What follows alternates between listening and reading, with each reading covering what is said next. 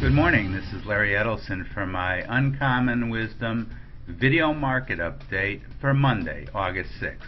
Well, the past week was certainly loaded with lots of news as we had the Federal Reserve meet last Wednesday and then the European Central Bank on Thursday. No real surprises, however. The markets were certainly widely anticipating the meetings. The Federal Reserve and Mr. Bernanke basically announced what I expected and what is to be expected, which is that they're going to maintain their current low interest rate policy and all available options to help the economy, but no decisive action yet. The main reason for that is that the Federal Reserve is now looking towards the ECB to solve the European sovereign debt crisis. The ECB on Thursday basically announced that they're going to get more serious about the European sovereign debt crisis, but they made no substantial announcements.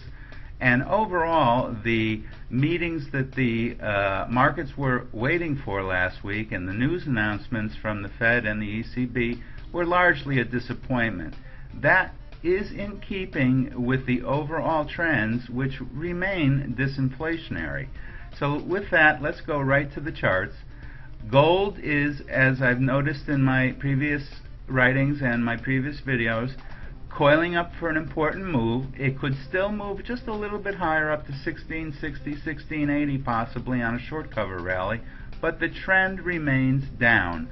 I still fully expect, although it's taking longer than I expected, to see gold drop below 1500 down to the 1450 and perhaps even lower in the weeks ahead. Let's also take a look now at silver. One second here. The silver chart pretty much the same as gold, although overall silver is weaker, largely because it's an industrial metal and it's very sensitive to the slowing economies in China, Europe, and the United States. And you can see that silver here is just climbing sideways with a slight upward bias, slight little rally, and then we fell back down along this support line here. I still fully expect lower prices in silver and probably a surprising move, shocking move to the downside. Having said that, it is still possible for silver to stage a little brief short covering rally, but overall the trend remains down. Now the dollar index. The dollar index has pulled back to this trend line here. It did briefly penetrate it in anticipation of further quantitative easing by the Fed and the ECB, but right after the meetings the dollar started to rally again. We're probably going to see the dollar go a little bit sideways here and then move to a new high. The trend remains up in the short and intermediate term for the dollar. The Dow Jones Industrials. Dow Jones Industrials paused before the meetings last week, and again here it's holding support, but cyclically and technically I am still expecting a move down in the Dow. We're getting very toppy in this area here.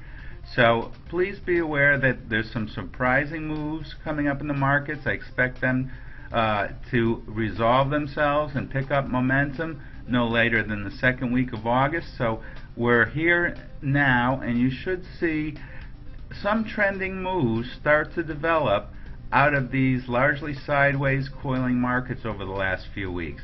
Those trends will most likely be to the downside for almost all commodities and just about everything, including stocks, with the exception being the dollar.